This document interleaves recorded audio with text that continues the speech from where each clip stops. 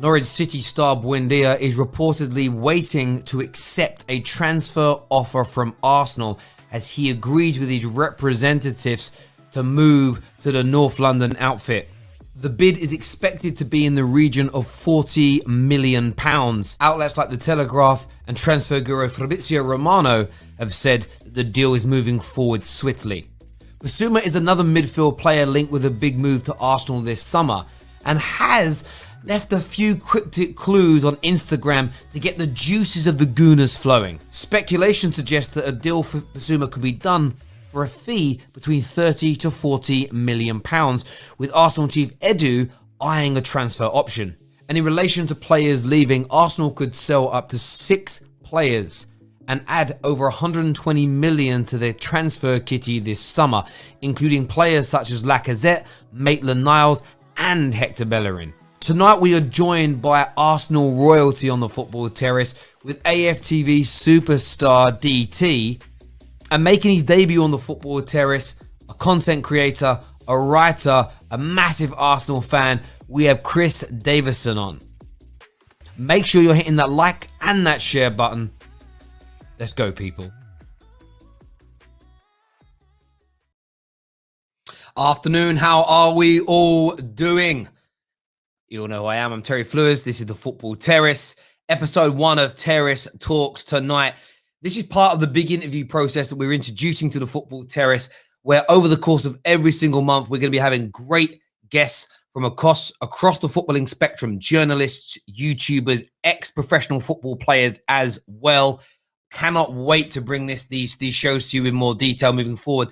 DT will be joining us in a few moments' time. Later on in the show, just after 6 o'clock, Chris Davison will be here with us as well. We're talking Buendia to Arsenal, Bissouma to Arsenal. We're looking at some of the exits from the club this summer, the likes of Hector Bellerin, etc. I want to touch on the takeover.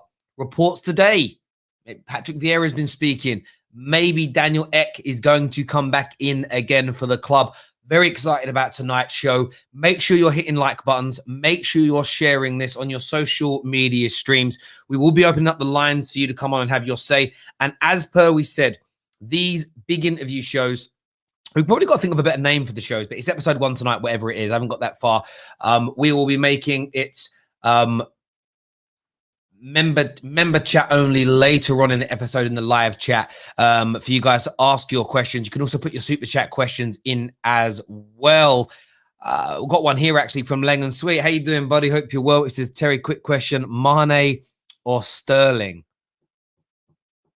Do you know what? Two or 3 years ago, I would have said Mane, but I really rate Raheem Sterling. He's had an off season for himself, but I think he's brilliant. I absolutely adore Raheem Sterling. So I would, right now, that is who I would pick in relation to that. So thank you very much for that super chat. Thank you very much for enjoying the new intros. It will get bigger and better. Once I'm doing this full time, it will be a lot easier.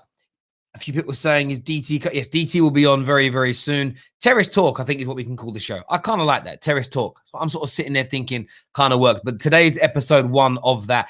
And I'm not even going to reveal anymore, but we had confirmation today from one of the biggest Italian journalists in the world. We've got 3 ex-pros pretty much lined up now to come on. A couple of other big mainstream YouTubers as well, all lined up in the coming weeks to be appearing on the Football Terrace. So make sure you stay tuned. You have notifications turned on and you're signed up to the Discord server so you do not miss a thing when we go live. I want to break down the Buendia news and a few other bits and pieces before we move forward and before DT arrives here to speak to us today. A lot of people are telling me to go check out what Fabrizio has messaged. He says here, Conte is seriously considering leaving Inter Milan immediately. His ambitions not to coincide with the plans of the club as Inter and sell players. With all due respect to Fabrizio, I did this morning. I did that news, 8 hours ago, 9 hours ago? And that's not because Fabrizio didn't know. Of course, he knows what's going on in Italy. But Sasha Tavolieri, I don't have any contacts, barring him, told us this a week ago that Conte could be leaving. I don't understand why nobody is listening. Listen, I am not saying I've got a secret source. I'm telling you where it's coming from. Conte leaves, highly likely highly probable that Lukaku is going to leave. We put it out there this morning. In relation to Buendia is the big news this afternoon. Reports have said this afternoon from across the Telegraph that Buendia is waiting to accept an offer from Arsenal. So the groundwork's been done at an intermediary level, meaning he's been approached and he's been asked the question, would you like to join Arsenal? He has said these would be my terms, including his shirt number, by the way. He wants the number 17 to be his shirt number, to which everything seems to be agreed. My understanding, reading these reports this afternoon, the Telegraph has put that out there. Court Offside has also published this as well via one of their journalists over there, Mark Bruss, that he's now just waiting for Arsenal to make their formal offer to accept. It looks highly likely right now that Buendia could end up being an Arsenal player. We're going to delve into that with DT in a few moments when we bring him on. But also Bissouma. Lots of cryptic clues being thrown out by him and his personal trainer and his team as well. Could Arsenal be landing both those players for a grand total of about £70 million? That represents amazing business from where I'm sitting. Even as a rival looking at that, for me, that's a worry. It really is. Shane, thank you very much for signing up to our legendary tier category as a member. That means a great deal to us. But without any further ado, we're going to get DT on here to have a chat with us this afternoon. How you doing? All right, mate. Yeah, I'm good. You? Yeah, I'm all right. I'm all good. It's like I feel like transfer deadline day. I'm sat in my car and feel like Harry Redknapp with a window down and everything else. But and that looks like a very nice car you're in as well, by the way, mate. Yeah, just a Range Rover. Just a range, killing it, mate. I love it. We love to see it. Lots going on at Arsenal though at the moment, isn't there? Loads going on. Yeah, well, a lot of talk, should we say? I'll be happy when there's action. And that's the problem. We've always had a lot of talk. There's always been rumors that we're going to sign this player, that player, and it's never ever came, to fruition. So until I see a player through the door and I see him holding up a shirt, I kind of just take it with a pinch of salt at the moment. Yeah.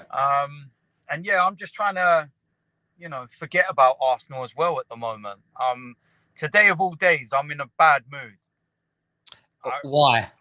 Because it's the Europa League final, man. I'm annoyed. Yeah. I'm annoyed. It just brings up everything that was wrong. And the fact that we're not in the final after losing to a poor team.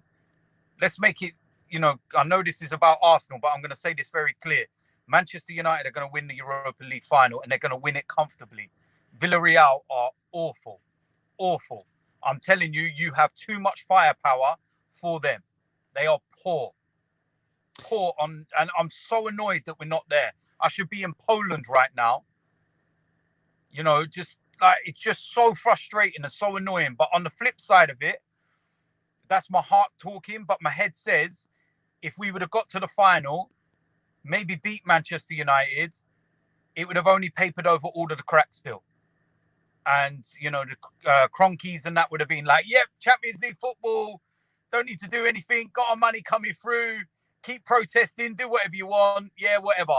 So I feel that for the good of Arsenal, this was probably the best thing to happen to us. But it still hurts nonetheless. Well, mate, I remember we speaking of it feels like a year ago because it was the end of the season, but it was more like 10 months because of the overlap. But when you won the FA Cup, as a rival fan, I said that I actually think that winning the FA Cup could actually be a bad thing over the course of the season because expectations would rise.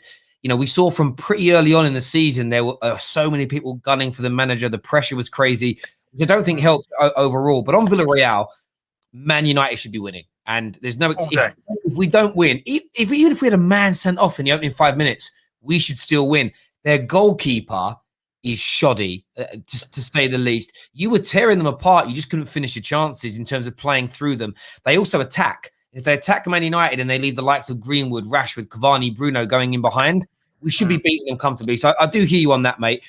In relation to Arsenal, though, as you say, there's a lot of transfer talk at the minute. The two big ones, Bissouma and Buendia. Reporting in the Telegraph this afternoon that Buendia wants to join. He's just waiting for an official bid to come in. Do you see the sort of signings of the Buendias and the Bissoumas as the right type of players to go for? You have some Arsenal fans that are like, no, we should go all out for a Jack Grealish. Where's your head at with that? The issue is, right, is that and this is where football fans are quite fickle, and I've been guilty of it sometimes before, but I've seen some people say, yeah, but Buendia, he's just done what he did in the Championship. It ain't the Premier League, etc., etc. Well, yet you want Arsenal to sign Jack Grealish, who predominantly done what he did in the Championship before moving into the Premier League with Villa. So, and let's also remember that when Buendia was in the Premier League for that one season with Norwich, he was 5th in terms of chances created in the Premier League in a side that was relegated. The guy is proven in terms of English football. And I'd even go as far as saying that playing a full season in the Championship could be more difficult than just being cannon fodder and getting beat every week and relegated in the Premier League. Because it's a tough league to get out of. And yet Norwich did it comfortably. And it's not easy for a team to go down and come straight back up. He stayed there. I watched his performances. I've said to Robbie many times that I would love him at Arsenal. I was speaking about him in January. And, you know, I just felt that January was the wrong time because Norwich, with them going to get in the Premier League, were never going to get rid of their best player. It just wasn't going to happen. Yeah. So I look at it now and I say, look, he's done the job. He's got them back in the Premier League. Go cash in, get some money. And I just feel that he's proven in terms of the English game. He's adapted. He's built. He wouldn't have no time to integrate, learn and everything. He should be able to hit the ground running. And he's got all the qualities to do it. No, mate, I agree. I think Buendia is excellent. And I think, as you say, he had a year in the Prem, another year at Norwich. I think that tells you about his minerals as a man. His loyalty to the cause, not just to go, right, I've tasted the Prem as one of the best creators in the league last year. I'm just going to leave now. That extra year in the Championship will toughen him up because we all know that once you drop below the Prem, tougher tackles, it's a bit more physical than what you get in the Premier League, as an example. So that'll prepare him very, very nicely. And as you say, it's £40 million for someone who he was creating. I only think last season that Jack Grealish, per 90 minutes, I think Jack Grealish, KDB, and Bruno Fernandes out-created him. He was playing for Norwich. So your team, he elevates you to that next level. And I think it's an absolute must as far as Arsenal are concerned. And I think that maybe it's 80, 90 million for Grealish. Talk about Bissouma in a minute as well. I think 70 to 75 million for Bissouma and Buendia gives you a much better strength across your squad than putting all that money into one player. In terms of Bissouma as well, you've seen all the Instagram posts, the Arsenal towels in bedrooms. I think his personal trainer just randomly put a story up, a picture of an Arsenal kit. How likely do you think that deal is going to happen? Because it just smells like it's Arsenal right now. Yeah, it's got that smell about it, which means he probably won't sign for us. But I don't know. He played at Lille with Pepe, and he's a good friend of his, obviously. In terms of him as a player, I would love him. I would absolutely love him. Him and Thomas Partey would be perfect together. Perfect. But there's a lot of clubs apparently interested in him, and rightly so, because he's a standout player. And I think that Arsenal fans that haven't taken much notice of him would have watched him on Sunday when we played Brighton. And again, he was one of the standout players for Brighton. He's just absolutely immense in the midfield. And like I said, we've got one down in terms of Thomas Partey. I think that he could be the perfect person to go next to him. I really do. Yeah, and I think Partey needs that as well. I think Partey needs, no disrespect, Xhaka isn't good enough or good enough in the Prem, consistently enough. El Neni, he was loaned out for a reason, and he was kind of in there because there was no one else. You suddenly throw Bissouma in there as an example with, maybe Xhaka becomes the third choice in that area, comes in for certain teams because he has some good games every now and then. And we saw Bissouma this season, again, in a Brighton team where he's not, with all due respect, he isn't surrounded by the quality that he'll have around him at Arsenal. I just think it improves things massively. And if you can get more, if you can retain the ball better in the middle, if you can get the ball into your forward players more regularly. Pepe towards the end of the season, I know he gets a lot of stick, really looked like he turned a corner. We know how good Emil Smith Rowe is going to be. We can already see how good Saka is. And maybe if you add a bit more firepower up front, maybe an Aubameyang or Lacazette leave and another player comes in, it will really give you a sort of a base and a foundation to start pushing sort of back towards the top four next year. Yeah, well, it needs to at the end of the day. And, I look at a lot of things at the end of the season and I evaluate a lot. And the most surprising statistic was that we were 6 points off a Champions League place. Now, I look at that one or two ways. were we unlucky or was everyone else just crap? I'll probably go with everyone else was just crap, because we can't be 6 points away from a Champions League place and be as horrendous as we were this season. What ultimately did us was November and December. That was the downfall for us when we went through that horrific period. And, you know, I see a chart the other day as well saying that if VAR was not in play this season, Arsenal would have been in the Champions League places. But look, at the end of the day, if my auntie had it'd be my uncle, wouldn't it? So yeah, I do get that. I think this is such an obscure season as well. When you remove all the banter and all the nonsense, because we always try and slag each other's teams off if we can. We always do. It's the first time ever in top flight English football that there's been more away wins than home wins. So the fact that there was no fans, I think it's helped and benefited teams. Would Man United have conceded for the first time ever 28 goals at home this season? Would we have conceded that many at home if there was fans? Not in my opinion. I actually thought West Ham are a prime example. If fans were in the stadium, would David Moyes have been given the freedom that he's been given? Because at the start of the season, West Ham were being tipped as relegation favourites, and I even thought that they weren't going to do well. Fans wanted Moyes out. They wanted the owners out. So could you imagine, first few games, fans on the backs, would they have had the season that they had? David Moyes and the players were able to just relax, express themselves, and not let anything bother them. Yeah, and that's ended up helping them. So it'd be interesting to see how they do next season. But Arsenal definitely, it affected us, the home performances, 7 defeats at home. There's certain games I look at and I say, we wouldn't have lost them if fans were in the stadium. No, mate, I agree. I agree. Do you know a prime example? We take it away from Arsenal so people don't think you're being salty or Man United with me. Aston Villa, Liverpool. Villa went 2-0 up and Liverpool got a goal back. In my opinion, if fans were at the stadium, what would have happened is those Villa fans would have become nervous conceding that goal. And even though it was away from home, the Liverpool fans would have smelt blood and the mood and atmosphere would change. You know, but you've been a match-going fan for 30 plus years. You understand that literally you can be comfortable in a game sometimes, 1-0, 2-0 up, one goal, and the mood changes. That seems to happen. Yeah. Seems to happen a lot less. You know, the way Man United have come back in games this season when we've gone a goal down, because our players have been able to maintain kind of a relaxed nature. Would that have happened with the home? In these cases, it would have been the home fans on our backs jeering us. Would we have, no one knows. And there isn't an answer. That's why next year we could see some teams that did really well this season fall off, and maybe some teams that didn't do so well elevate themselves to a higher level again. It's going to be so interesting. But one thing's for sure, the right players in and out's needed. In terms of sales, who's got to go? Because Nketiah, Lacazette, Bellerin, loads of names of players leaving. Man. Who would you pick to leave? Going from the back, God, oh, Jesus Christ. Hector Bellerin's the first one that's got to go. Just not the player that he was when he broke through to the sides. He's more interested in how many trees he cuts down and everything else now. Not for me. Off he goes. Bye-bye. I don't know what's going to happen with Cedric because he's fallen out of the pecking order massively. So are we going to try and get rid of him? David Luiz is obviously gone. I think William Saliba coming back is going to be a big one next season. It'd be interesting because watching him, play this season in the French league, he was excellent. He was excellent. And, I'm not having none of this. Oh, it's the French league. It's the French league. Does that mean you wouldn't have Mbappe and Neymar because they play in the French league? Of course you would. Shut up. So all this, Farmers League and everything else, you've got to go out and perform. And the same people that say it's a Farmers League are the same people that can't even tie their shoelaces, let alone run around a football pitch.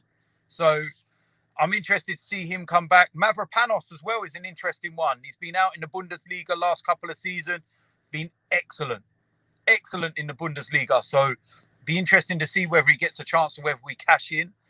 Need a left back, so Kolasinac's going to be going because a lot of people don't realise he went, but the deal was based on whether Schalke would sign him permanently if they avoided relegation, but they didn't, so he's got to come back.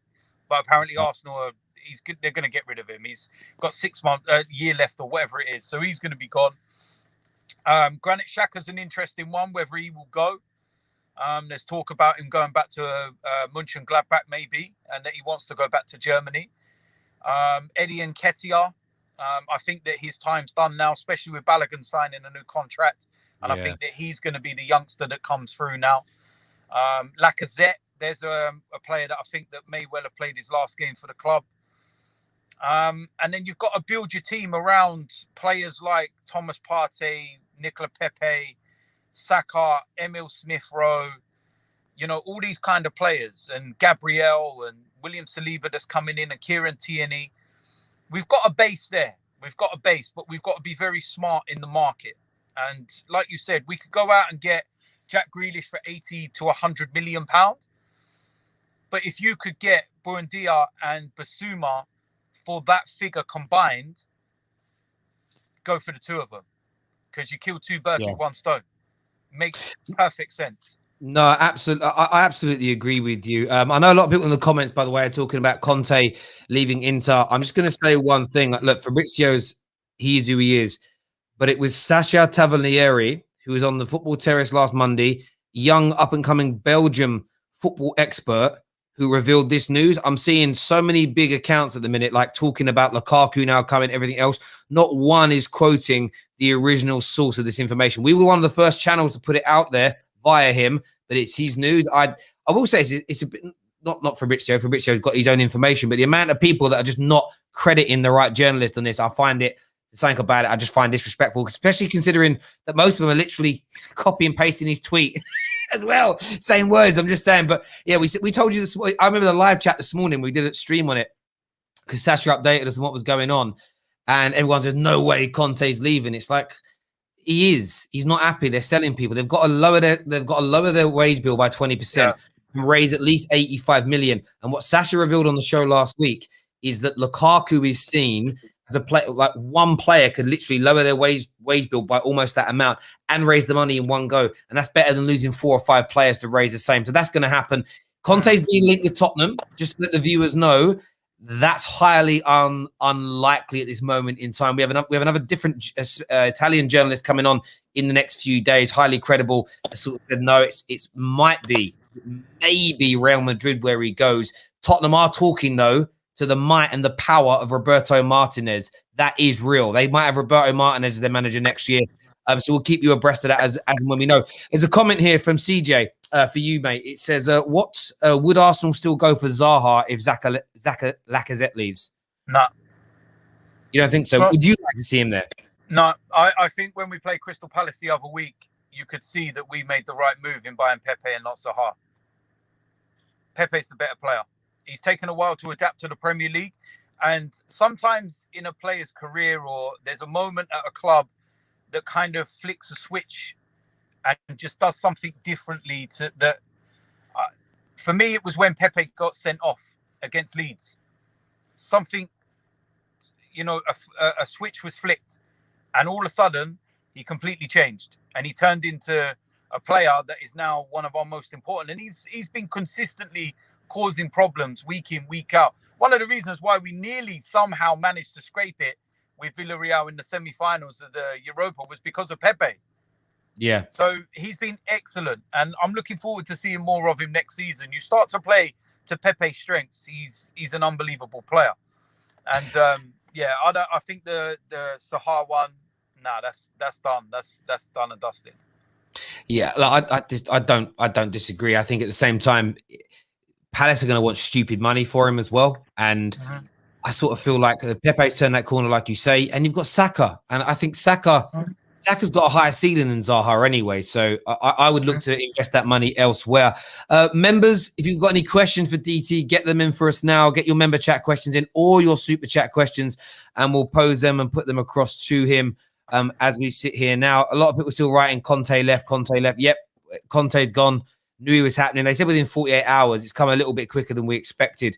We have a super chat that's just come through here that says Glenn Kamara would be a better option than Bissouma. What do you think of that, DT? Do you know what? I've not seen a lot of Glenn Kamara play since he left Arsenal. I know he's done really well at Rangers. I might have to send him a message. I was talking to him about a month ago. after the incident, you know, which happened with him, with Prague. And I Yeah. said to him, I said, don't worry. I said, we'll take care of business for you and we'll get revenge for you. And yeah, he sent me a couple of messages back, which I'll keep between us. Yeah. But he's, you know, he's a former Arsenal boy. He's an academy boy. So Yeah. from what I know from, you know, Scottish fans, Rangers fans, they said that he's a quality player. But I've not watched him closely enough. And I suppose with Bissouma, you see him in the Premier League week in, week out. So you know what you're getting, so to speak. And just for me, I it's just something about Bissouma, just the way that he plays, the way he carries himself, the way he handles games. It's just what we're missing. Yeah, listen, I'd be jealous if you signed Bissouma and Buendia. We haven't got room really for Buendia, not if we land Jadon Sancho. But Bissouma, Man United are one of the teams that's linked to him, and he's in that price range. Like we've already been told by Dean Jones that it's not even Man United. Even Chelsea don't have 90 million to spend on Declan Rice. Far too much money. Declan Rice is amazing, but Bissouma for 30 odd million, it's a steal. It's an absolute steal. Nah, there's no way I'd be paying that much money on Rice. No chance. I'll go Asda and pay £1. No chance. No, mate, I hear you. I completely hear you. Like, I love Declan Rice. I think he's excellent. Same as Ndidi. I really rate Ndidi. But there's 80, 90 million pound quotes. They're just not worth that when you think how good the likes of Bissouma are for a lot less money. And it's really interesting. We were having this debate in the Football Terrace group chat last night.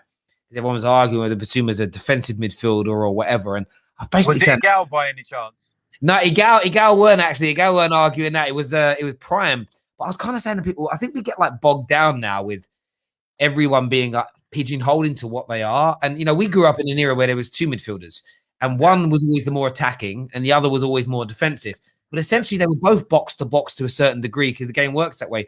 What I like about Bissouma, he can pass and hold onto the ball well, but the defensive attributes of his game are excellent. Interceptions, winning the ball back. So I don't want to get bogged down that. And I think that's something that you guys need as well. I think having, I don't know what your formation would be, but there are multiple options you can have. But with him and Partey together, they can both move forward with it and they can both sit back at the same time. So the balance is amazing.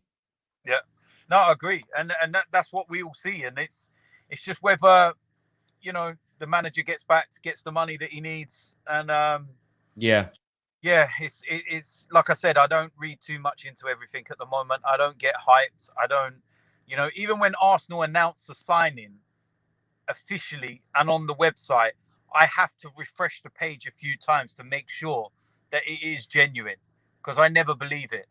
You see on Twitter now, everyone changes like all of their handle and everything else to mimic a club or something, and they just change one letter or something, and then you see a tweet go up, Arsenal have just signed Kylian Mbappe or something. You're like, what? And the amount of people that don't actually check to see first, they're like, oh my God, look at this retweet, bro. And it's like, you fool. Yeah. You also sometimes get clubs make mistakes because a lot of the websites and things like this, they will already get artwork made. So they will pay the social media teams and the web designers, can you get all this stuff made in case it happens so that we can go quickly with it? I remember a few years ago with Man United, they posted on the mega store, and I think I swear it was Bastian Schweinsteiger, or it might have been Ozil. They put his shirts up for sale and it got screenshot by someone and shared. And you're obviously thinking about doing these deals and they're going on. But I hear you on that. And it's not worth getting carried away just yet. I do get a feeling, though, Buendia especially is one that's going to happen. There's a super chat here that says, DT, are Arsenal going for, is that Edmund Tsoba from Leverkusen, centre-back. I've seen that being mentioned the last couple of days. Again, I don't know too much about him. So yeah, you kind of just have to, it's YouTube videos, isn't it? But that's the worst way of doing it. Oh no, it's like, yeah, you watch them YouTube videos and everybody is a prime Ronaldo, and it's like we're signing an absolute gem, and then you get them and they look like that guy that blagged his way into Southampton back in the day. Do you remember? Yeah. Well, there's also a story. Was that Graham Souness? Was it George Ware's cousin or something? Yeah. The guy contacted Graham Souness like in Southampton, pretending to be his agent, but yet it was actually him. And he said, like, he's George Weir's cousin, and he needs to, find a club and everything. And back in them days, there wasn't Google and all of these ways of searching. So they were like, George Weir's cousin.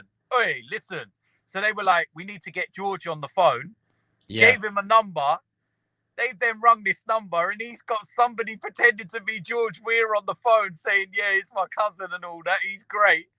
Come down. And then he came off the bench in a game. They put him on the bench, put him straight on.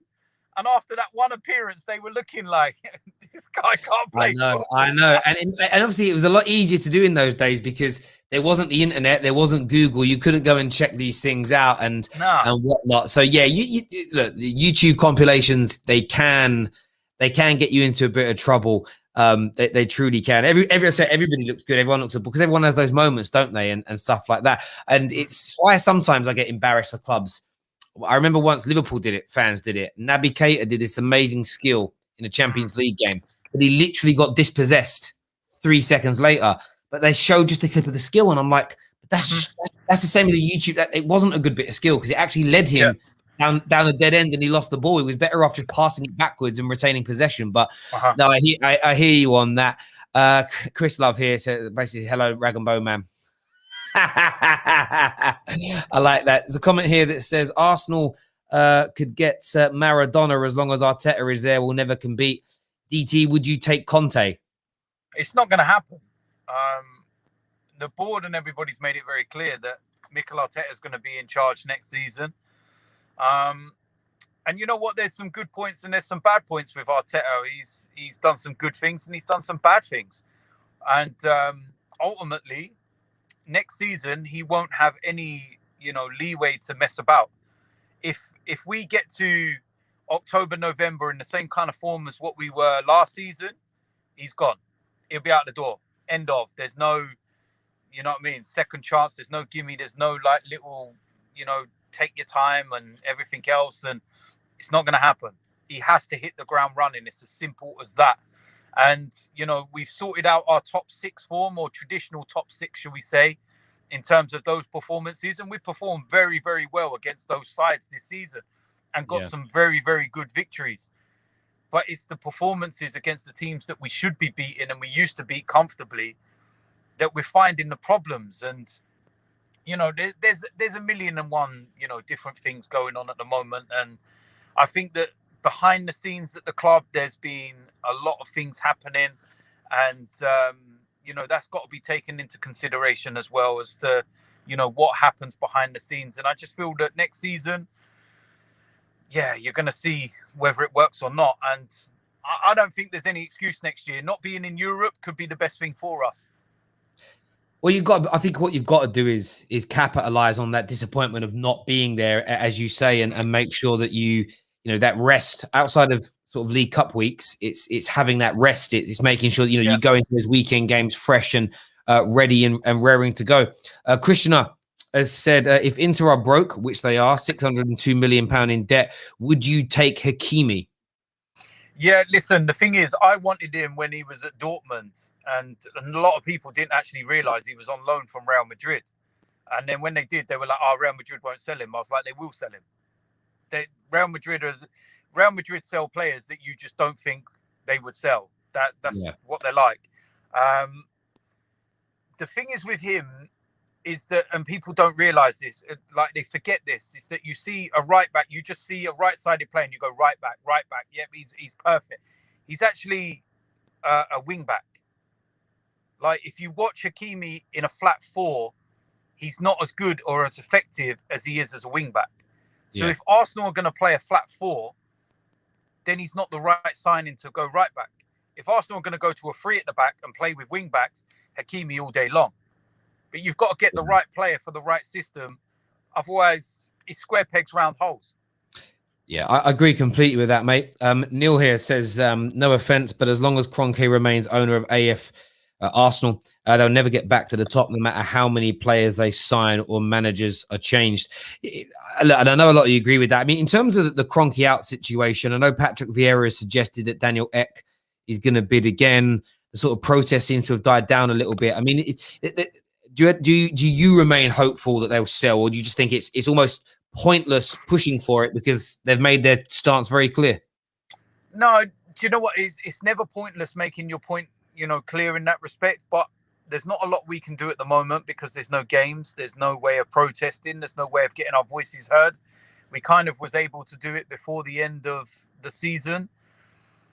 But now you've kind of just got to sit back and see what the club actually do. If what we're asking is for a change because they're not backing the manager and they're not supporting the club and they're not trying to elevate us to, the club we were before they came along. Yeah. Then, what we've got to do is just sit and wait and see what they actually do. Because if they start actually giving some money, then you can't actually moan, if that makes sense. Well, yeah. I've said the same about the Glazers in the sense of I don't think I can ever forgive the Glazers for the and this the summer should be a prime example for people. Man United would love to buy Harry Kane because he's available and land Jadon Sancho. If our owners hadn't have hemorrhaged £1.9 billion out the club on loan payments, interest payments, and dividends, we'd have the money to just buy them both easily. Like it wouldn't even be a problem. So I can never forgive them for that. But in terms of trying to support my team financially, if we turned a corner and said, you know what, we're going to pay the debt off in the next 3 or 4 years, and then we're going to pump an extra 50, 60, 70 million pound a year into the squad, I think it'd be a happy medium where I'd say, you know what, I'll stop moaning about you then. And I think that's what these owners could learn from that and do a little something along those lines. I really do think they could. But it's, Daniel Ek's bid, I think I read today, bid about 2 billion. It was always going to take 3 to 4 to get rid of him. And Daniel Ek ain't got that much money. So he's rich, but he's not as rich as the Donkeys. Do you know what? The thing is, though, Terry, I do think he has got the money. He wouldn't go in there if he didn't have it. It's like, it's a bigger scale, obviously, don't get me wrong, but it's like buying a car. Yeah. If you know that car is worth 10 grand, you're never going to go and buy that car for 10 grand. You're never going to walk up to the garage or the guy that's selling it and say, yeah, here you go, here's the 10 grand you want. You're going to go in there and you'll be like, you look over it, kick the tires and all that, the old stuff. And then you'll be like, I'll give you 7.5. And what you're hoping for is that they go, yeah, all right then. Or what normally happens is they're like, nah, too low. And you're like, well, what will you take then? And then what you do, even if you can get £1,000 off or whatever it is, you just want to get it down less than what the actual going rate is. So I think it is strategic. I think that Daniel Ek's in it for the long run.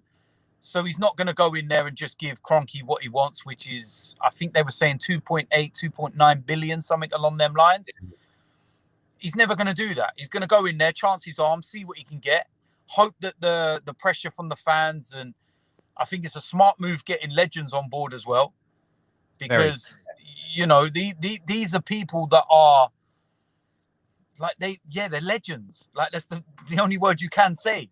Yeah, it gets more, and that's why the fans have got to keep the pressure up, because I think the one thing, we saw what Man United fans did during that Liverpool game, and although, I mean, the irony in it is, if you go by what the super chat there from what Neil was saying, you don't believe you're going to win anything or achieve anything of any substance anyway, then there's no harm in getting games called off and being deducted a few points, because it's not really going to change the grand scheme of things. But I think that's the one thing that needs to happen from Arsenal fans, and I'm not pointing the fingers at any fans, because it's the same with Man United fans. The buying of merchandise. Now, I know some people, are not going to renew tickets, costing them money, boycotting sponsors. What Man United fans did to TeamViewer. It stopped us from getting a new £200 million sponsorship deal. If those things continue for a prolonged period of time, plus the likes of Daniel Ek sitting there going, listen, look, you're losing the fans, you're losing money, my $2 billion offer still stands, maybe they'll, as you say, they'll succumb to that. But I think if fans stay quiet, everyone buys the shirts, everyone buys into the sponsors, buys into the PR and everything else, what's the mileage in them selling? If they're still earning the cash out of it, I think there needs to be a push from both sides. But it'll definitely be interesting. There's no doubt about that whatsoever at all. There's a lot of people also talking here about Donnarumma that I think Maldini has said will be leaving this year. Yeah. Fancy him at Arsenal? No, I think his mind's made up where he's going to go, isn't it? I think he's going Juve. Yeah, probably. A lot of people saying he's leaving. But yeah, I mean, I haven't read any of the stories about him, but people are just asking. A few of the members have asked in the comments whether you'd like to see him there or not. Big game this weekend. Man City, Chelsea. Who's taking home the Champions League trophy, in your opinion? Don't care. Don't. Sorry, I'm doing gardening. You're not watching it? Nah, I'm in a catch-22 because it's like I don't want Chelsea winning a second Champions League. That would just absolutely dent me. Like that would just I can't have it.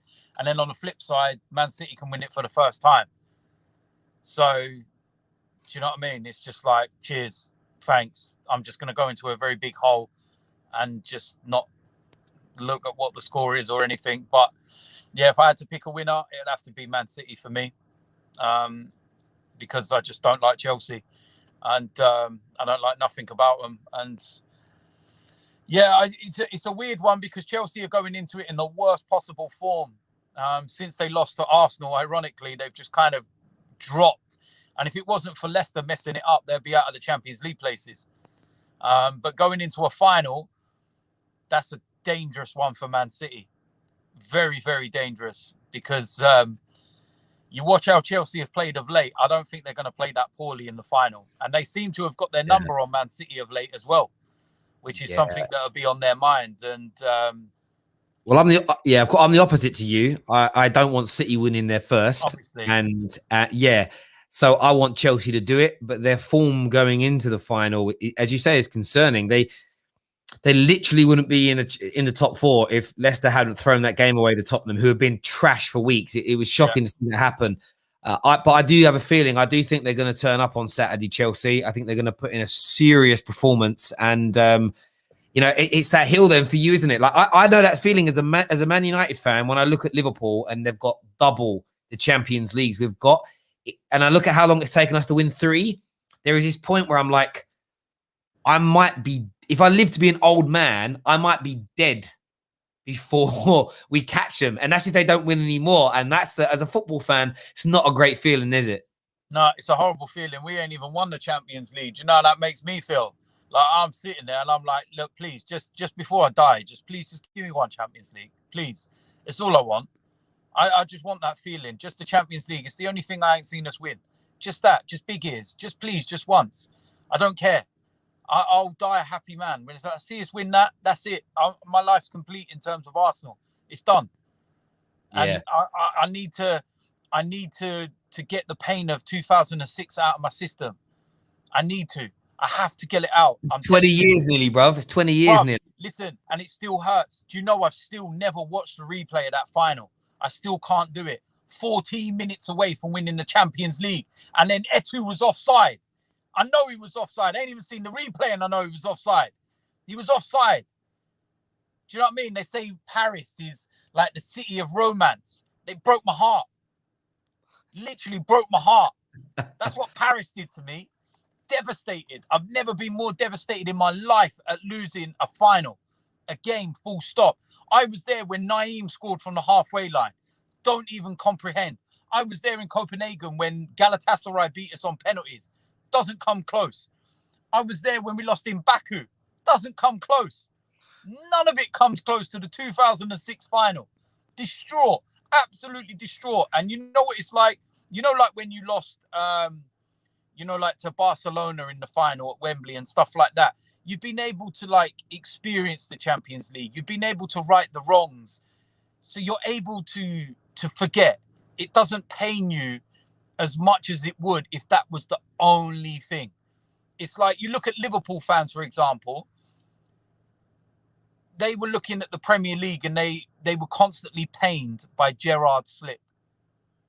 Yeah. Constant. But now they've won the Premier League. They can look at that slip and say, yeah, it hurts, but it don't hurt as much anymore. Yeah. Because we've done it. Well, it's like Man United. I've seen us lose 2 Champions League finals and they were horrible experiences, but we do have 3.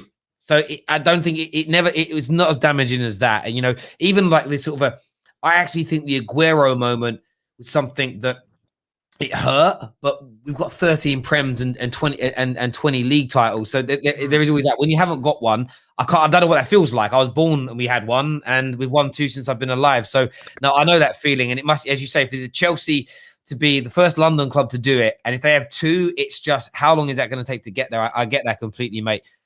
Chris here with another super chat says, who's that? Bissouma, Buendia, Max Aarons, and Bertrand. And Bertrand. Total cost 110 mil. What was your thoughts if you sign all those players? I like Max Aarons. I really do.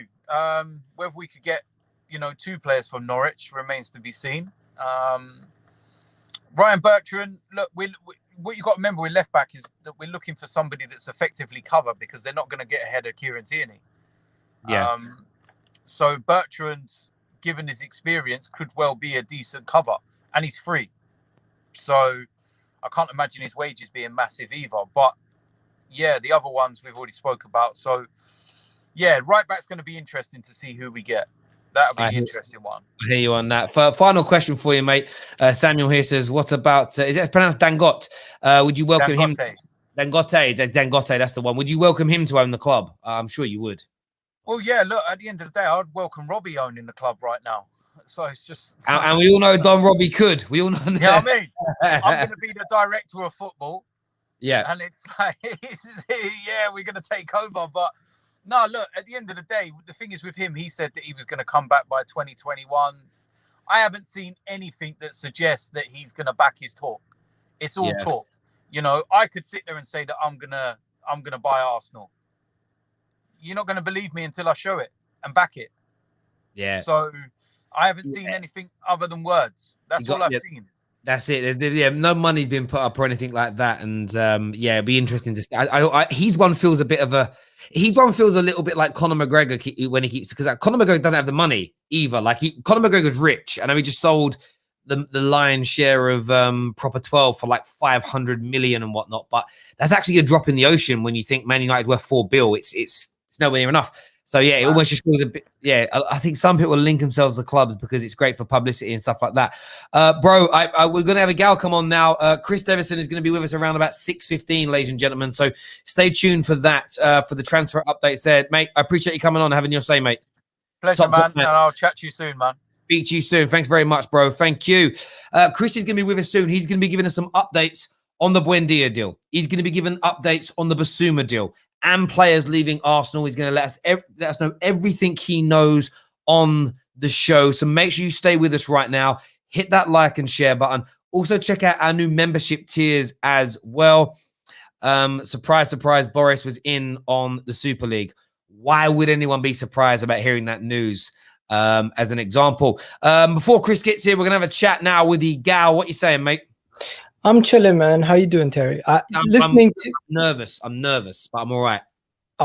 You know what? Listening to DT the whole time, it just shows you how much these finals mean to everybody. Like, obviously, the Europa League final is not going to mean as much as a Champions League final, but like, you remember those losses more than any loss in the league. And to face the English opposition, also, you must know how it felt beating Chelsea in that final when John Terry slipped.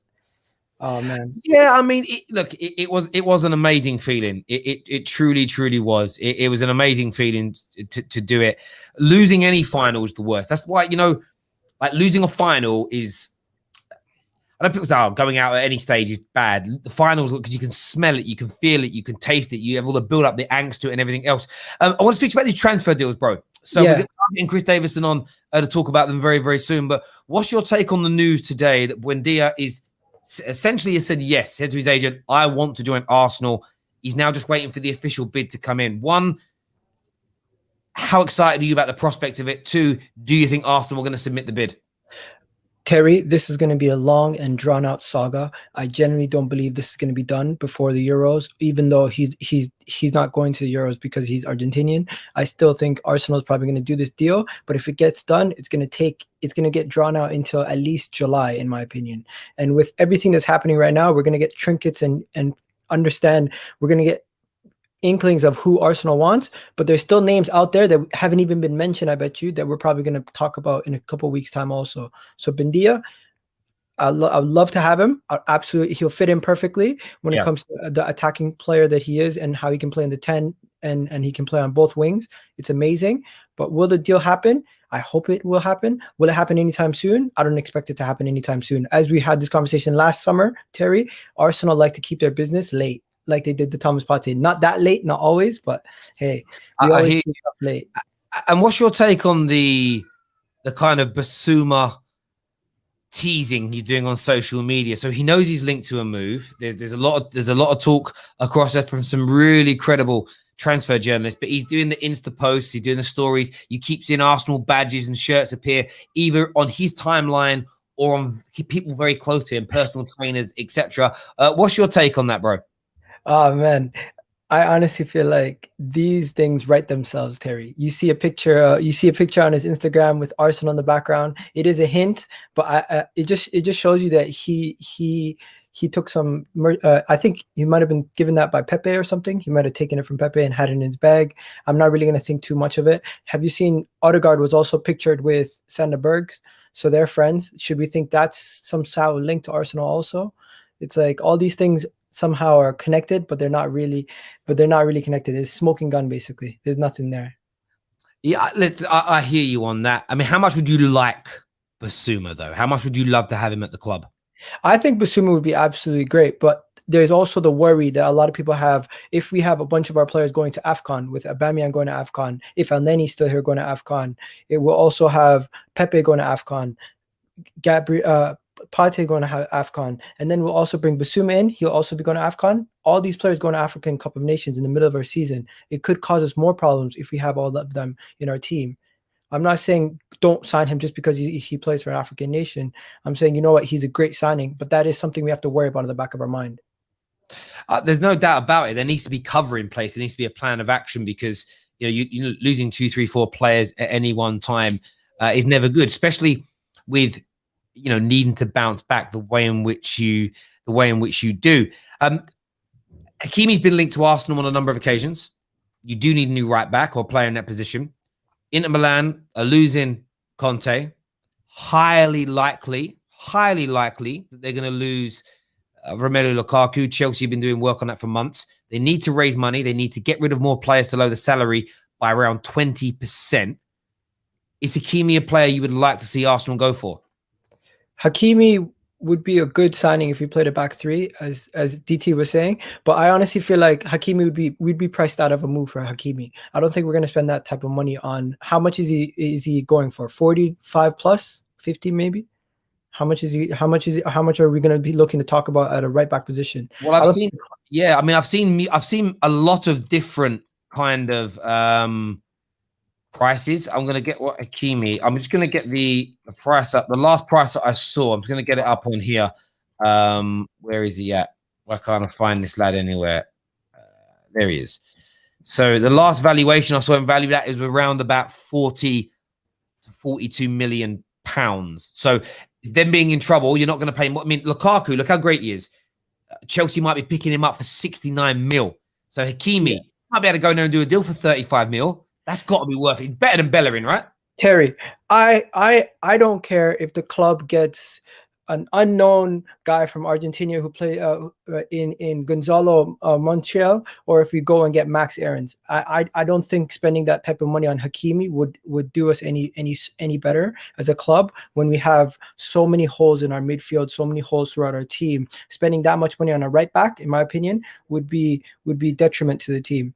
Even though we might have a good right back for the next 7 years, I don't think getting Hakimi would benefit us in the long run. Maybe go get a Max Aaron for much cheaper. Go get somebody else like the guy from Argentina in Gonzalo Montiel, linked to a club for 15 million.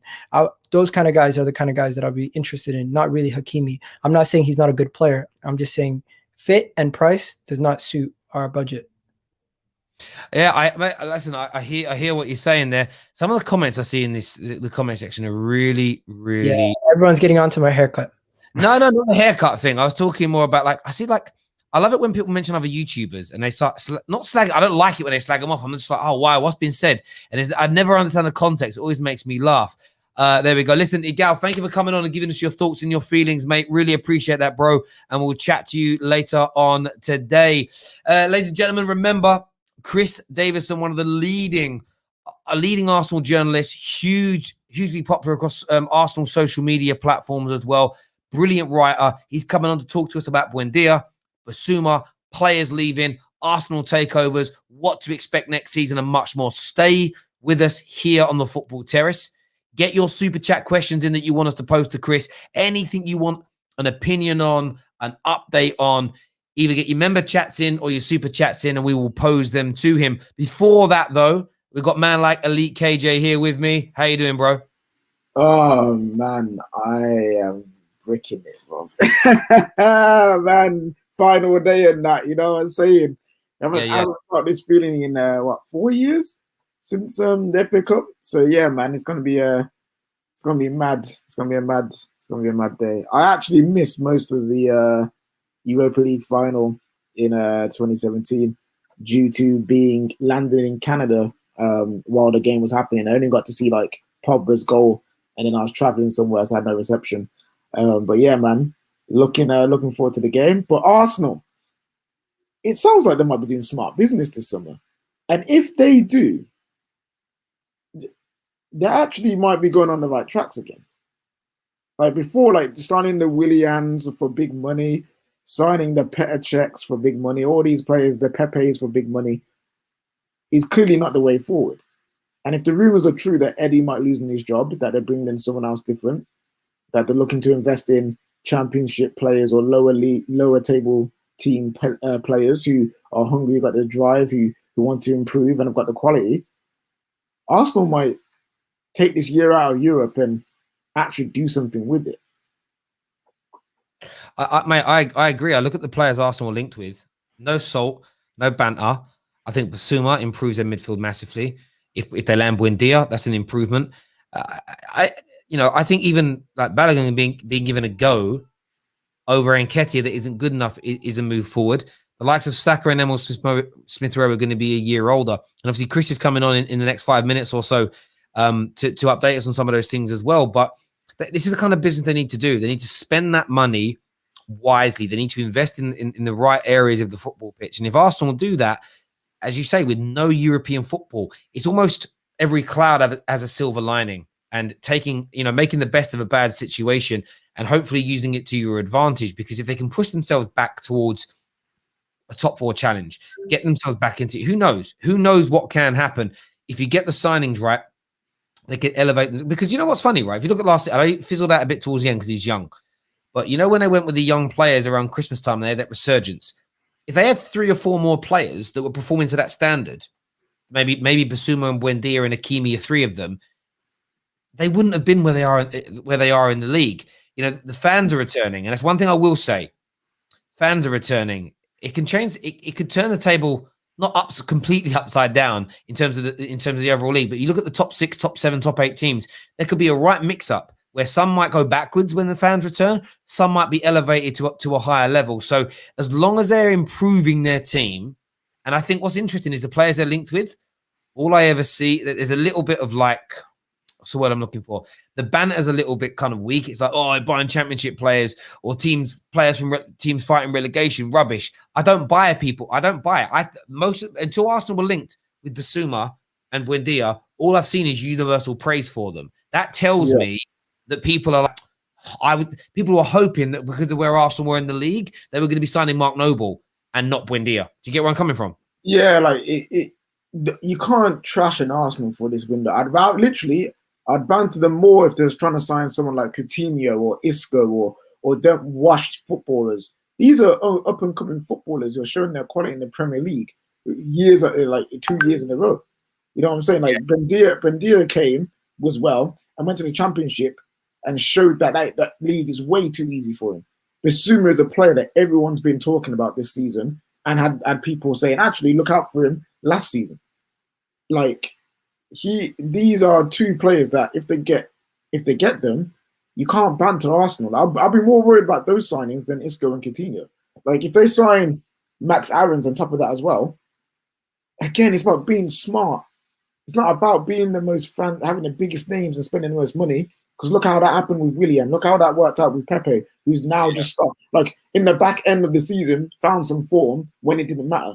Like the smarter business Arsenal do, the better off they will be, and the more worried I'll probably get as a rival fan in terms of them being on the right track.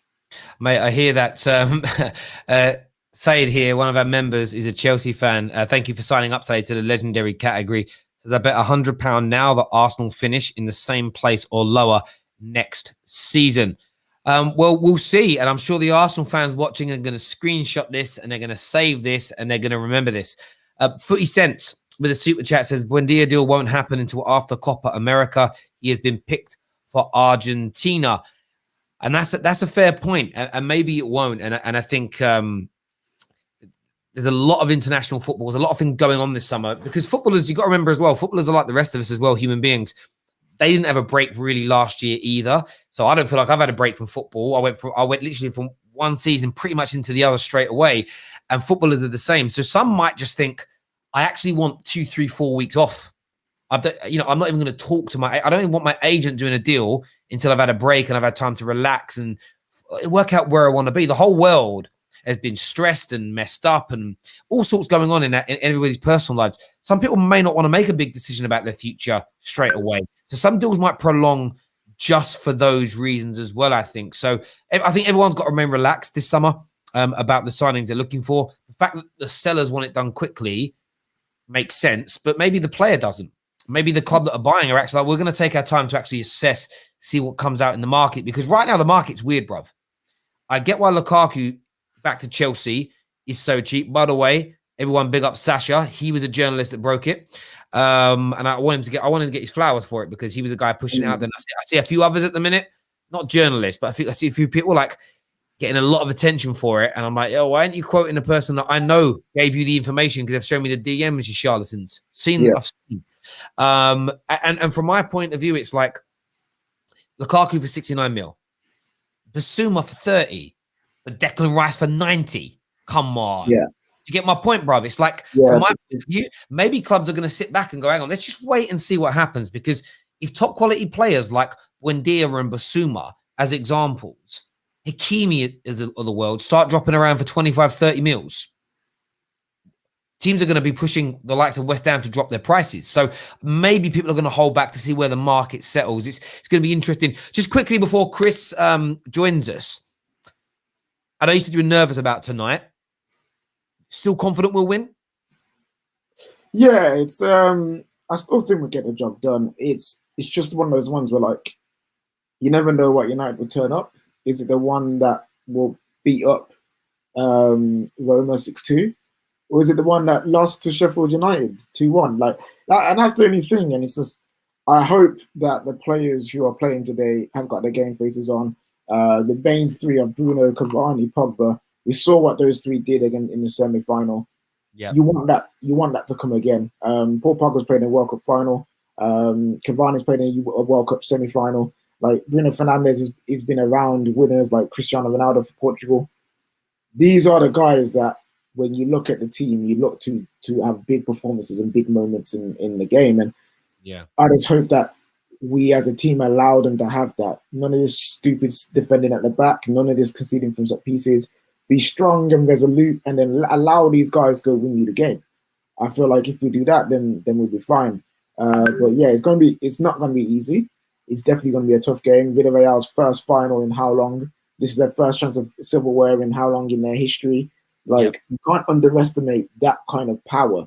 And for us, we need to go into this game knowing that we can win, but not thinking that it's over and done with before the whistle's blown. You gotta be confident. You got to be serious. You got to be focused. One last thing as well. It's Sir Matt Busby's birthday today. Mm-hmm. It's the anniversary of the treble today, if I'm not mistaken, as well.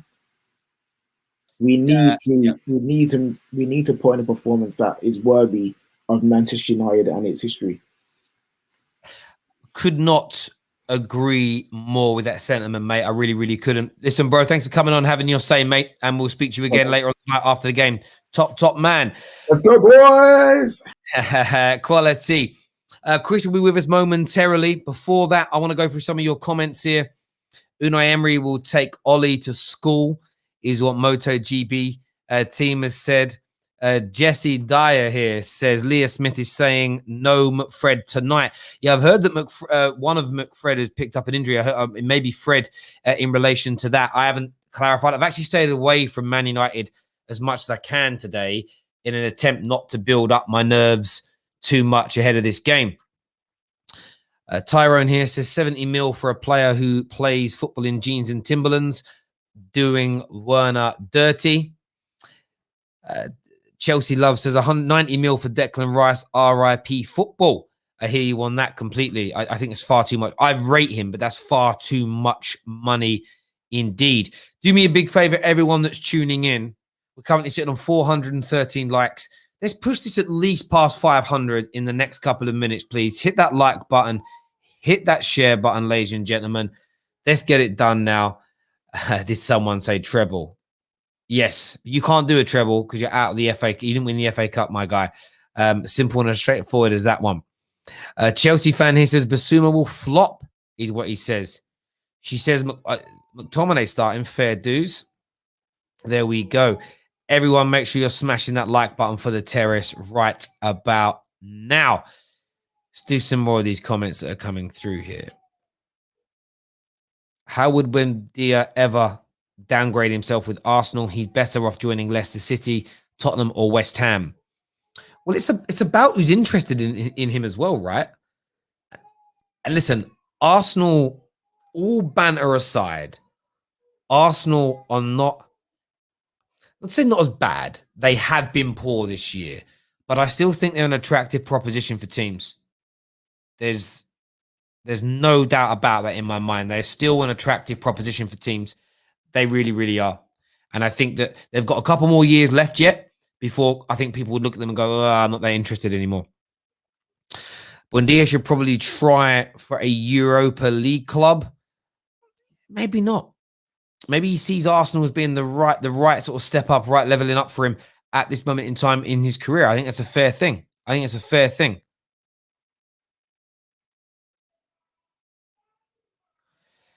Let's do a few more of these comments here. What do you think of the Tielemans link to Liverpool? Yeah, very good player. I think Tielemans would be a very good replacement for Gini Wijnaldum. So I wouldn't be surprised, if that makes sense.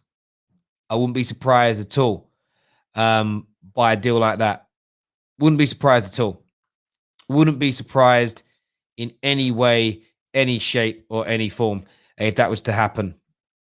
Tyrone here says, Arteta doesn't have the facilities to get Arsenal Champions League football. Don't see him making it to the end of the season. And that's a fair point. But you should still be selling the best players possible that match the profile and quality to fit in with Arsenal's plans, not just the managers. That way, the new manager that comes in has the ability to push on forward from that point. Surely that is what makes sense from this point, from this space. Modas here, a super chat, says Hudson-Odoi plus cash equals Jadon Sancho. What do you think? Jadon Sancho is dead set on joining Manchester United Football Club. He has no desires at this moment in time to join anybody else. Could that work if the opportunity presented itself? Yes. But right now, very, very much an outside chance of that happening. Massive outside chance of that happening at this moment in time.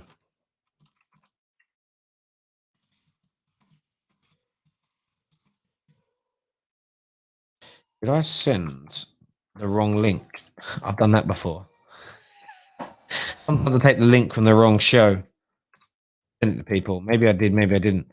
I don't remember. There we go. We've got another super chat here. While we're waiting, it says, as a Norwich fan, I believe that Arsenal will be too big a step for Buendia. Leicester or Tottenham will be better for him. That is what Mustafa Ahmed has got to say. It's an interesting point. Dortmund came out and said there are no Mane links, by the way. Listen, I haven't seen that. I didn't feel like they'd get Mane. I don't feel like Mane, if he leaves Liverpool, would go to a Dortmund. Dortmund are never winning their league, in my opinion. They sell too many good players too regularly to win a league title, unless Bayern have a bad year. They're not winning the Champions League, in my opinion, for the same reason. So I think Mane will go to a team that he believes has a better chance of doing that. You know, Dortmund are essentially a high-level feeder team. It's as simple as that, as far as I'm concerned.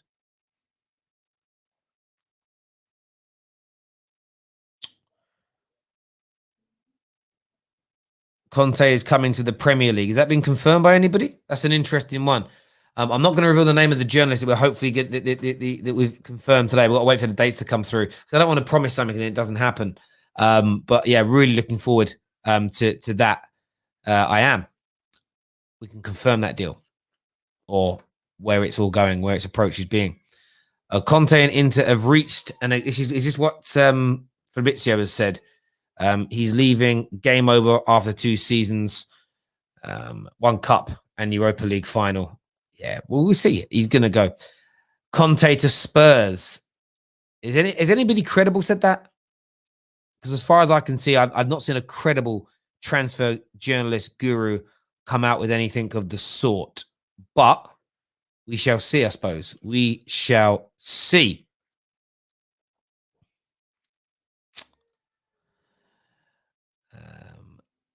Tyrone says there's no chance of that. I hear you. I do hear you. Herb here says too many. Let them chat, bro. It's all good. It's just chat. It's just giggles. That's all it comes down to. Terry, I'm getting nervous when times get close to kick. Yeah, I'm nervous as too, Mohammed. But you know what? It's part and parcel of it. That part of it is the build-up. That's why I miss going to away days. I miss going to finals. I went to the FA Cup final last time we were there. I love the feeling of socializing with my friends, being there to support my team. But like when I go out, my football consumption is I like a good drink, I like good food and everything else. But you've always got that football at the centerpiece of the day. It's different from a normal day out with friends. And I miss that. And that's the one thing. I love what I do here. I love this job, but I do miss that feeling. There's no doubt about it whatsoever. Let's do some more of these comments here. Thank you very much for your shout out there. Thank you. Antonio Conte left and might sign for Tottenham. Lukaku to Tottenham then. I doubt it. But who knows? I mean, who knows how the direction may change? You never quite know. You never quite know.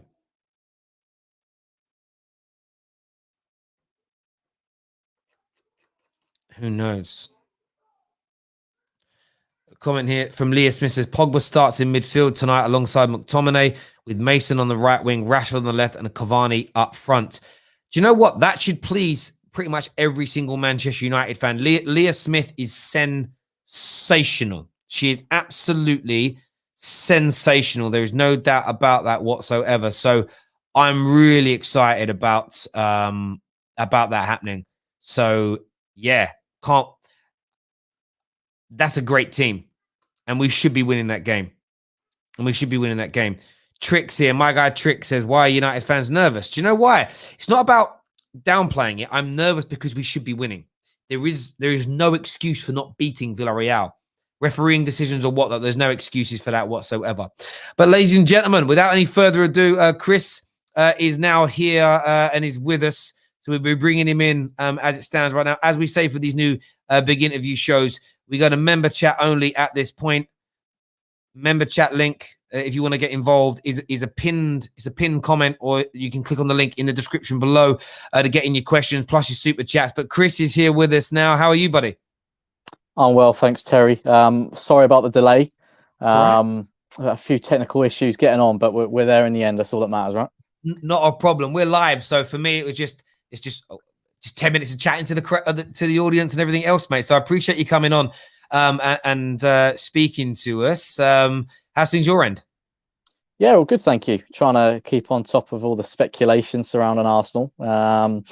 Obviously, nothing concrete at the moment, it seems, but certainly appears that Arsenal are slowly going to make a move in this market now, and hopefully we'll start to see some development soon. It's obviously going to be a big one for Arsenal.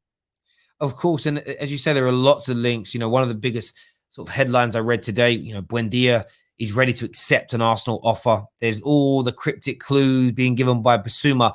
They're kind of two big ones that are out there right now. From your point of view, looking at this, as a writer, as a content creator, and an Arsenal fan, how far down the line do you believe the Buendia deal is, based on what you've read, what you've been told, what you think and feel? Well, it doesn't seem as if it's too advanced just yet. But what I do know is that the interest is genuine. It's real. It's there.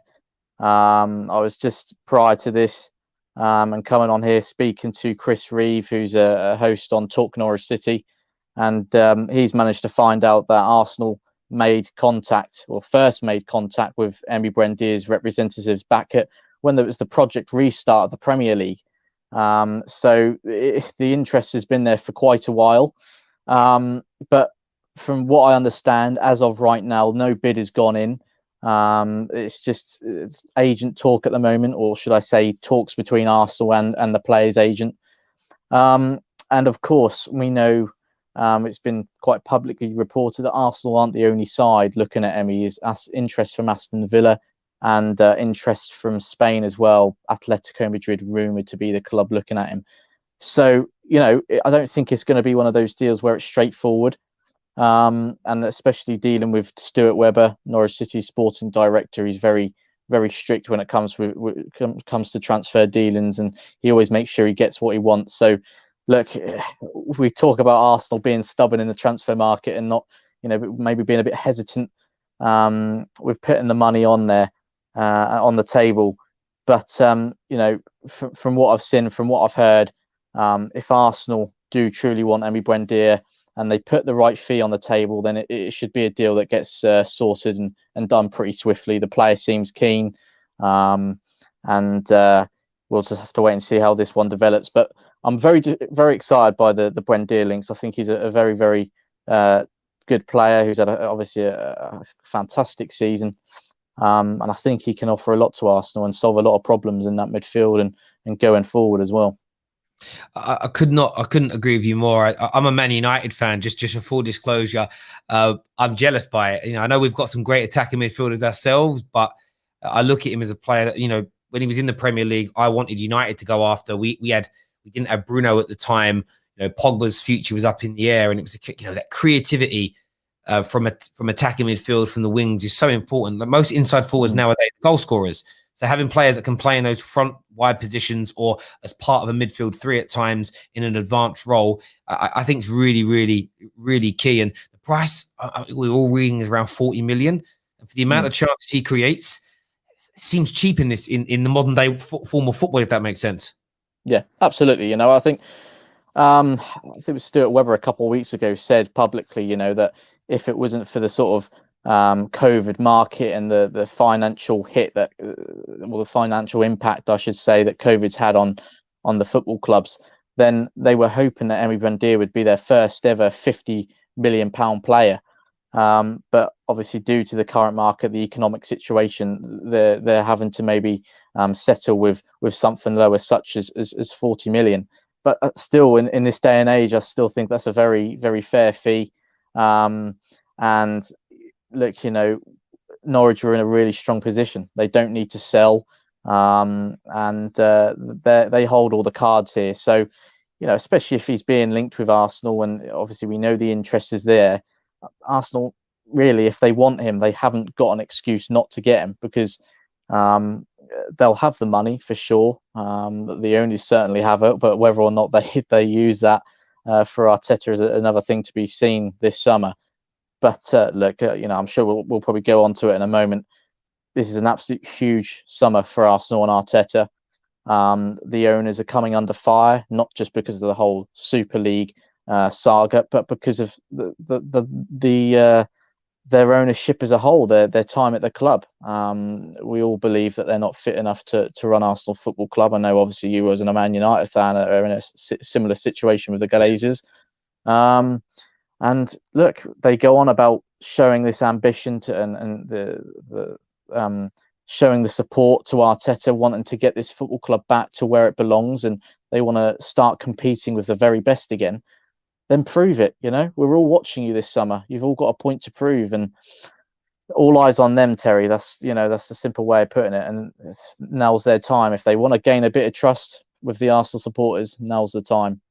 Absolutely. And the other deal, and we spoke about it sort of in DMs earlier on today, the Bissouma deal is another one that Arsenal fans are sort of salivating over. I wouldn't use the word desperate for, but he had such a good Premier League season, played wonderful football at Brighton. It's an area of the pitch, the central midfield area it's been weak really for Arsenal for a good, it feels like a good 10, 15 years, we've been absolutely honest, barring, every now and then a Fabregas or a Santi Cazorla comes in and kind of rejuvenates it, but it hasn't been a strong area for Arsenal.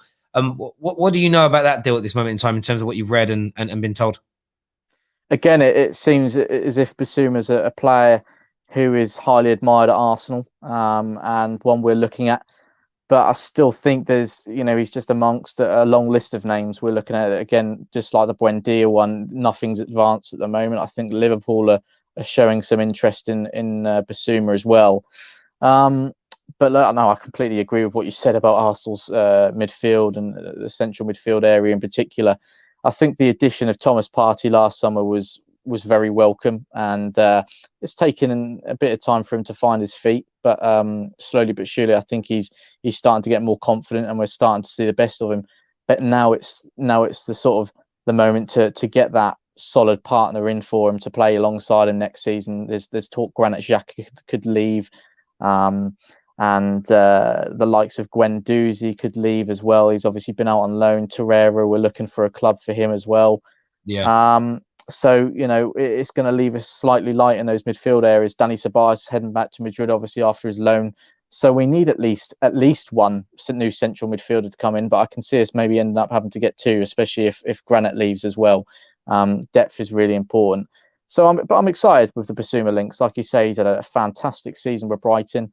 And I think one other thing that I'd like to mention is that, Premier League proven. And for me, that is so important for Arsenal going into next season. We've seen previous deals where players have come from abroad and it's taken them such a long time to adapt to the league, to their new surroundings.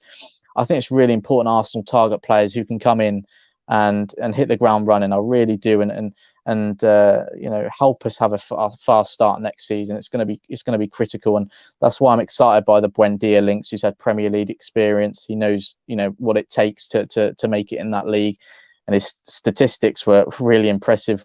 Even when Norwich got relegated, he was up there with the likes of De Bruyne for chances created. So that's the way I want to see the club, the route that I want to see the club take this window, looking at players who will come in straight away, hit the ground running, and players who will also give 110% for the badge as well. That's crucial for me. The Prem proving things important, as you say, and it's also removing, I'll use the fan term as we're a fan media channel, the dead wood, the players that are, and whether that's, I always sometimes, it's interesting when we see certain players. A Man United example would be a Chris Smalling. Deadwood for us goes elsewhere and performs. Johnny Evan almost feels the same. I think for Arsenal fans have got to prepare themselves that some of your players, Granit Xhaka or Bellerins, might leave, go to a new league, and actually look quite good. And they'll be like, oh, why couldn't our coach or why couldn't our club get that out of them? And that's half the problem sometimes. There's famous examples. Diego Forlan at Manchester United couldn't hack it over here. Even Veron, 2 clubs in the Prem, didn't work. Before and after the Premier League was a brilliant player. So I think there's such an importance for Arsenal to just get rid of players who, for whatever reason, can't cut it or haven't made it at Arsenal Football Club. And instead of just trying to, let's give Bellerin another season to prove he can do it. Let's give Xhaka another year to prove he can do it. There's almost that element of, no, let's get them off the books, recoup a bit of money for them, and then invest in new players and new ideas that can take us forward. I think there's more to be forgiven for selling, say, Bellerin and buying Hakimi and Hakimi not working than sticking with Bellerin and it failing again, because it's going to fail because he's been failing. I know he had a good start to his Arsenal career, but, most people think he's, all power to him, more power to him. But most people think he's more interested in modelling and planting trees now than he is playing football. And I know that's a bit of a joke, but at the same time, they have to look to try something new and maybe remove some of these players that just haven't worked for the last 4 or 5 years. Yeah, absolutely. And I think you hit the nail on the head there. We can't keep giving these players chances. There's only so many chances we can keep giving these players. And, I think we saw that ruthless approach in January from Arsenal, where we got some of those players off the books, Özil, Mustafi, Sokratis. We know we weren't heading in the right direction with them in the end, and their quality and their attitude was not nowhere near good enough. And Arteta identified that, and the club, him and Edu, took action. And I think, look, if we want to get back to where we belong, if we want to see improvements moving forward, we've got to keep using that ruthless approach, if you like. So yeah, I mean, I want players to come into this football club and individuals who are going to give 110% for the badge, who are going to give their everything every week, whether it's on the training pitch or on the actual pitch for games, and I think that's just something we've lacked of late. I think personally, I feel Arteta has brought back that togetherness amongst the group a little bit that was lacking, maybe towards the end of Wenger's reign at the club, and certainly towards the end of Unai Emery's time at the club as well. And he seems to have got a much more healthy group now, passionate group of players. Not all, but majority are, who want to be here, who want to help the club move forward. And now this summer is about building on top of that and getting more players through the door who can obviously not only add quality. Obviously, that's the most important things when you're looking to strengthen, but want to help this club move forward, will give everything for the badge, and can ultimately hit the ground running and take us forward quite quickly. I couldn't agree with you more. And you saw that difference with the players leaving in Jan. When the youngsters were given an opportunity, you just saw an uplift in Arsenal's performances. And I felt a bit sorry for the kids, because you should never be relying on kids to be your star players. And Gary Neville spoke quite candidly at the beginning of the season about how when he is part of the most famous youth group of players in the history of the Prem, the class of '92. He kind of said that although we were the famous ones because of where we came from, it was that core group of Alistair, Bruce, Cantona, Brian, but Brian Robson as an example, Brian McClare with the club, Mark Hughes, Kanchelskis, Ince. They were the glue for those players to develop. And I think when I look at Arsenal, you've got all these really talented youngsters. Tierney's a little bit older, but you've got Saka that I think's amazing. Emil Smith-Rowe's look great. They've got the right attitude. They're fighting hard for the team. They just need to look around and see their senior pros, one with the quality to help elevate them. And secondly, there's no senior player in that squad that should have a worse attitude than a youngster, if that makes sense. They should be setting that example. And I think if Arsenal can get the right kind of players in with a bit between their teeth that are pushing and fighting hard for them, as that kind of behavior, and I always look at people talk about man management. Man management is important. If I look at Liverpool and Man City, I would almost guarantee that the majority of attitude and policing of behavior is done by the players. I can't imagine Mo Salah and Van Dijk allowing a new signing or a player to start messing about. I can't imagine Aguero or KDB allowing that to happen. I look at Arsenal over the last 2 years, and I feel like standards were let slip, and that wasn't just by the manager, that was by senior players in the squad and vice versa. And it's a bit of a rot. So I agree with you completely, Chris. I think get rid of certain players, buy the right personnel in terms of ability, but the right attitude, and you will see it. Regardless of if people think Arteta is good enough or not, you're going to see an improvement. Yeah, absolutely. I totally agree. Yeah, I hear that completely. Odegaard, and that's another name that's been linked in terms of will he stay, will he go? It does look like, I don't know if there's any confirmation yet about Zidane leaving. Maybe I've missed. There's so much news. I sometimes miss bits and pieces. What's the likelihood of him staying at Arsenal next season? Well, Arteta really likes him. That's been quite clear. He's publicly said that as well. And he also said that he hopes that the club have done enough to convince him, or convince Martin Odegaard, that Arsenal is the right place for him. And again, I think, like we've just been touching on, players coming in and sort of giving it their all, and having a positive attitude. I think we've seen that from Martin Odegaard. For a player to come in halfway through the season, obviously hasn't been playing a lot at Madrid. He'll be disappointed with that. And just being on loan as well. He isn't, technically an Arsenal player, but for me, his attitude was spot on. His commitment and effort every game was brilliant as well. And I think overall he had a positive impact on the team. I know he suffered a few injuries and sort of set him back a little bit, maybe knocked his confidence. But overall, there's a real top player in there, and I think the fact that he's obviously spent the last 5-6 months at Arsenal's maybe helped him settle in a little bit, got him used to the surroundings and his new teammates, and obviously adapting to Arsenal's style of play. If we can maybe get him again, whether it's another a loan, or even on a permanent, then I think it will overall be a positive addition, and we could see him perform even better for us next season if he was to stay. So I mean, again, I think that's one Arsenal are exploring.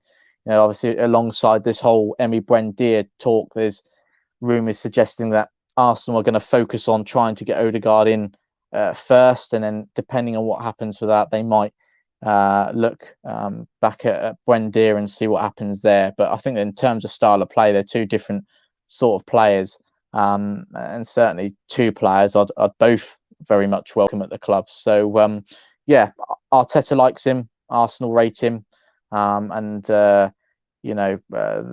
discussions to be had there. And as you touched on, Terry, I think Zidane's future will play a part in that. Obviously, it's quite clear that Zidane and Martin didn't always see eye to eye. Zidane didn't really rate him that highly. And again, if Zidane was to leave Madrid, then Martin might think, I'll wait and see who comes in to replace him, and they may give me more of a chance. So there's a lot of ifs and buts with that one, but it'll be interesting to see how it develops.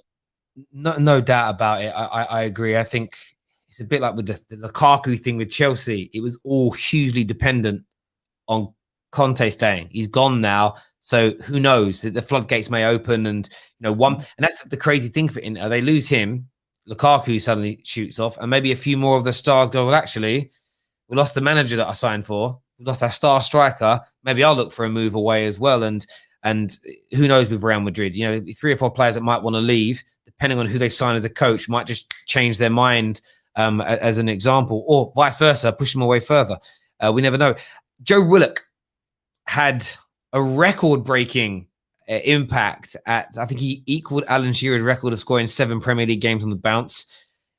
Absolutely killed it. Is he likely to still move to Newcastle or another team, or do you think there's sort of room now for another opportunity for him at Arsenal? Well, there's a lot of discussions to be had between Joe and Arteta. Like you say, Joe Willock's finished the season superbly, 7 in 7, some fantastic performances. And look, I think before he left on loan, we were seeing a talented kid play for Arsenal, but we just weren't seeing enough. He needed to sort of take it up to another level, and the club, I think, got it spot on with the loan decision, and obviously lending him to Newcastle.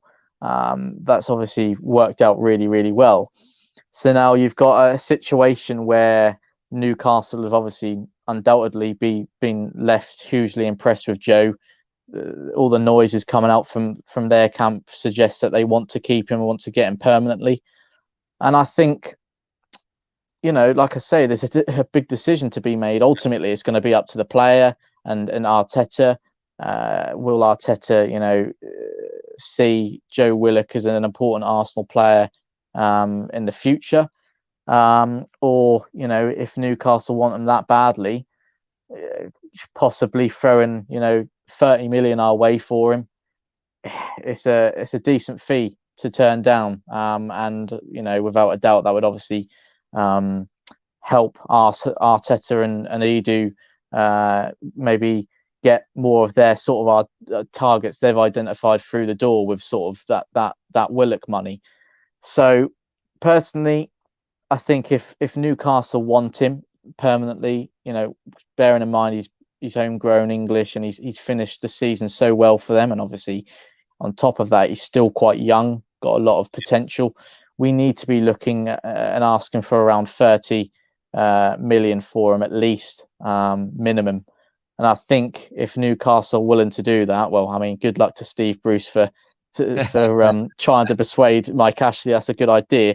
Then that's something I think we should be really looking at, and then we can use that money to maybe bring in more established, top quality players that we know can sort of, you know, make a difference for Arsenal straight away. Whereas with Joe Willock, is it just a purple patch? He's still young. He's got a lot of learning and developing to do.